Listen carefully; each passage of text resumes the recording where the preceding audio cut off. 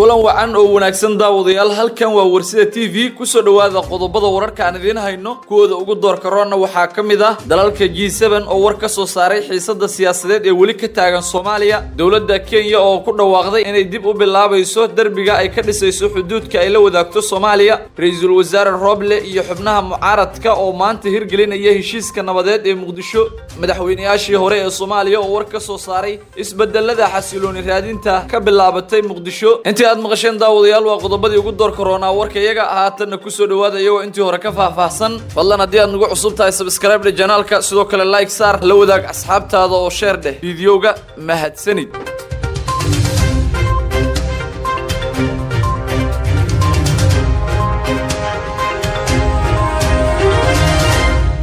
dalalka G7 ayaa war ka soo saaray xiisada siyaasadeed ee wali ka taagan Soomaaliya wasiirada horumarinta iyo arrimaha dibadda ee dalalka G7 ayaa waxa ay sheegeen in si aad ay uga walaacsan yihiin jahwareerka siyaasadeed ee ka taagan gudaha Soomaaliya iyo isku dhacyadii iyo rabshadihii ka dhacay gudaha magaalada Muqdisho ee u dhaxeeyay dawladda federaalka Soomaaliya madaxdeeda iyo sidoo kale xubnaha xoogaga mucaaradka ee ka soo horjeeday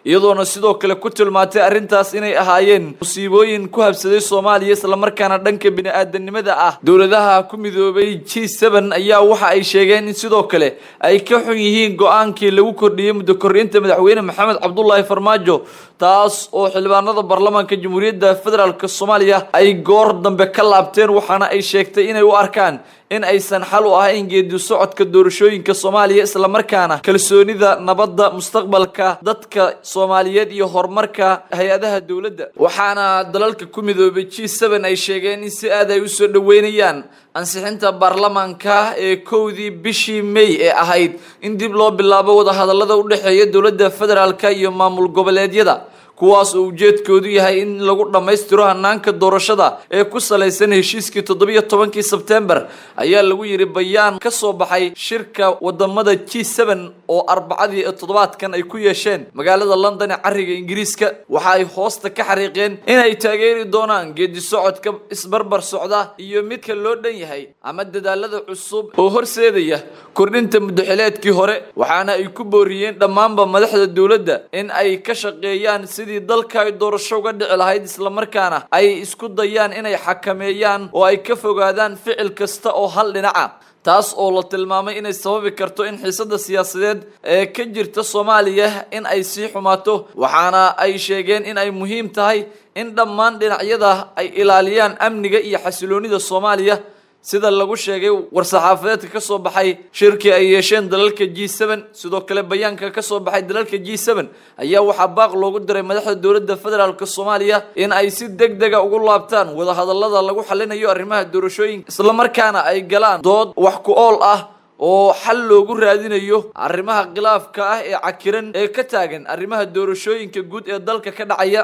haddii aysan taasi dhicin waxa ay horseedi doontaa in bulshada caalamku ay wax ka bedesho qaabka ay u wajahayso Soomaaliya arrinkeeda ayaa sidoo kale lagu yiri bayaankan iyadoona warmurtiyeedka shirka wasiirada arrimaha dibadda ee dalalka G7 ku bahoobay ay ku soo gabagabeeyeen inay sidoo kale soo dhaweynayaan ergeyga gaarka ah ee golaha nabadda iyo amniga ee midowga Afrika iyagoo sheegay in ay taageerayaan dadaalada xal u helidda arrimaha Soomaaliya dawladda Kenya ayaa ku dhawaaqday inay dib u bilaabayso darbiga ay ka dhisayso xuduudka ay la wadaagto Soomaaliya dawladda Kenya ayaa waxa ay shaaca ka qaaday in haatan ay dib u bilaabayso darbiga dhinaca xuduud beenaadka Soomaaliya iyo Kenya ay wadaagaan ay ka dhisayso dhismaha darbigan oo ay ku muransanaayeen Soomaaliya iyo Kenya isla markaana la joojiyay dhismihiisa sanado ka hor kadib markii ay fashilmeen wada hadallo u dhaxeeyay Soomaaliya iyo Kenya sargaal sare oo ka tirsanaa Kenya isla markaana la hadlay wargeyska maxalliga ee ka soo baxa dalkaasi Kenya ee The Star ayaa waxa uu sheegay in dhismaha darbigan uu wax ku ool yahay isla markaana uu muhiim u yahay isbedelada dhanka amniga isaga oo sheegay in amniga magaalada Mandera ee gobolka Waqooyi Bari dalka Kenya uu si gaar ah wax isaga bedelay amnigeedu kadib markii ay bilaabeen dhismaha darbigan sidoo kale wargeyska ayaa waxa uu tilmaamay in sanadkii 2015 dawladda Kenya ay bilowday dhismaha darbigan dheer oo dhirirkiisa uu yahay 700 oo kiiloomitir kaas oo laga dhisay xadka ay wadaagaan Soomaaliya iyo Kenya gaar ahaan gobolka waqooyi bari dalka Kenya. Dowladda Kenya ayaa sheegtay in darbigan ay kaga hortagayso weerarada kooxaha hubeysan ay ka geystaan gudaha waddankaasi Kenya, iyadoo tilmaantay inay yaraan doonto in si fudud ay u soo gudbaan kooxaha weerarada ka geysta Kenya. Sidoo kale dowladda Kenya ayaa waxa ay tilmaantay in darbigan ay ku dhajin doonto kaamirooyinka qarsoon ee CCTV-ga, waxaana ay tilmaantay in ay ogaan doonto dhaqdhaqaaqyada ka soconaya darbiga u dhaxeeya Lamu iyo Mandera, isla markaana uu yahay darbigan mid dheer oo amniga wax badan ka tari doona. haatanna ay si rasmi ah u bilaabeen. sanadkii 2011 dowladda Kenya ayaa waxa ay ciidamadeeda u dirtay Soomaaliya si ay ula dagaalamaan dagaalamayaasha Al-Shabaab kadib markii kooxaha hubeysan ay qabteen dad dalxiisayaal oo ku sugnaa deegaanada xeebaha dhaco ee gobolka waqooyi bari dalka Kenya. arrintan ayaa waxa ay tahay mid kor u sii qaadi karta xiisadda dagaal ee ka dhex jirta Soomaaliya iyo Kenya, iyadoo haatan dowladda federaalka Soomaaliya ay dhawaan xiriirka diblomaasiyadeed u jartay dowladda waddanka Kenya, isla markaana haatan xiriirkoodu uusan ahayn mid wanaagsan. waxaana arrintan la sheegay in ay si cakiri doonto isla markaana ay murjin karto arrinta Soomaaliya iyo Kenya oo muddooyinkii dambe dadaal dhowr la doonayay in la isugu soo dhaweeyo. Ra'iisul Wasaare Roble iyo xubnaha mucaaradka ayaa maanta bilaabaya hirgelinta heshiiska nabadeynta Muqdisho, iyadoo saacadihii la soo dhaafay Ra'iisul Wasaare Maxamed Xuseen Roble iyo xubnaha mucaaradka ay heshiis is-afgarad ku gaareen gudaha magaalada caasimadda ee Muqdisho kadib shir saacado badan qaatay oo ay ku yeesheen gudaha caasimadda. ayaa waxa ay heshiis kaga gaareen arrimaha ciidamada ku sugan gudaha Muqdisho. Ra'iisul Wasaare Maxamed Xuseen Roble oo lagu wareejiyay amniga doorashada ayaa wada dadaal dhowr ah oo uu ku hirgelinayo arrintaasi, waxaana haatan uu si rasmi ah heshiis ula gaaray xubnaha mucaaradka ah. heshiiskaas oo maanta dhaqan gelaya, waxaana Ra'iisul Wasaare Maxamed Xuseen Roble iyo xubnaha mucaaradku maanta ay booqanayaan dhufaysyada ciidamada mucaaradku ay ku leeyihiin gudaha magaalada Muqdisho,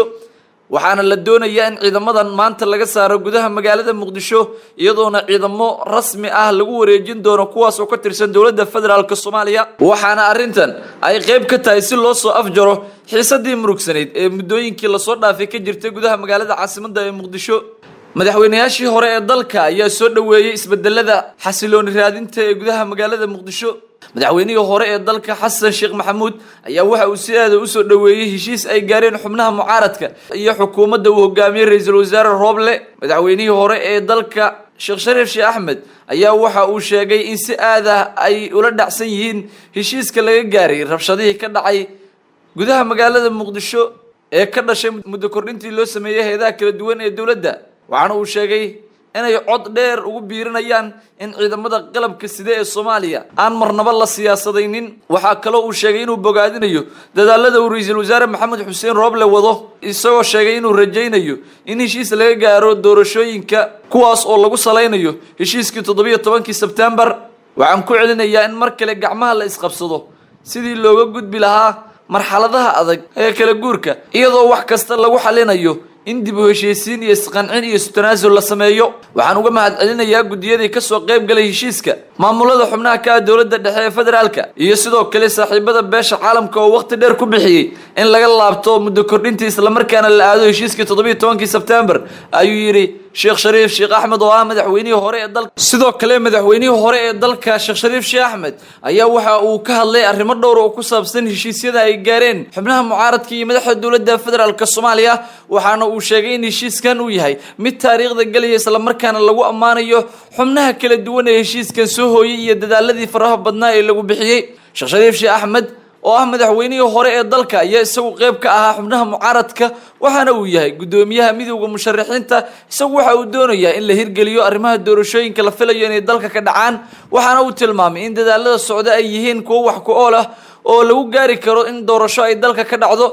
waxaana uu tilmaamay in loo baahan yahay in aan arrimaha siyaasadda lagu qasin arrimaha ciidanka. waxaana madaxweyne Sheekh Shariif Sheekh Axmed oo isagu qayb ka ahaa xubnihii heshiiska saxiixay oo heshiiska la galay Ra'iisul Wasaaraha xilgaarsiinta Maxamed Xuseen Roble, waxaana uu Ra'iisul Wasaaraha ka dalbaday in awoodiisa uu isticmaalo isla markaana uusan qaadin tallaabooyin loo soo dhiibay ama fikrad isagu uusan lahayn. hadalka madaxweynayaashii hore ee dalka ayaa waxa uu ku soo aadayaa xilli saacadihii la soo dhaafay ay deganeyd xaaladda magaalada Muqdisho oo ay isku hayeen xubnaha mucaaradka ciidamo taabacsan iyo ciidamo ka tirsan dowladda federaalka Soomaaliya kuwaas oo is-afgarad laga gaaray isla markaana la filayo in saacadaha soo aadan laga saaro gudaha magaalada Muqdisho dhufaysadii ay lahaayeen lagu wareejinayo ciidamo cusub iyadoo ra'iisul wasaare Maxamed Xuseen Roble la tilmaamay inuu damacsan yahay in ciidamo isaga u gaar ah uu sameysto kuwaas oo aad u hubaysan isla markaana uu doonayo inuu ku xasiliyo amniga magaalada caasimadda ee Muqdisho gudaha daawadayaal warka aad kala socoteen Warshad TV waa naga inta nabadgelyo.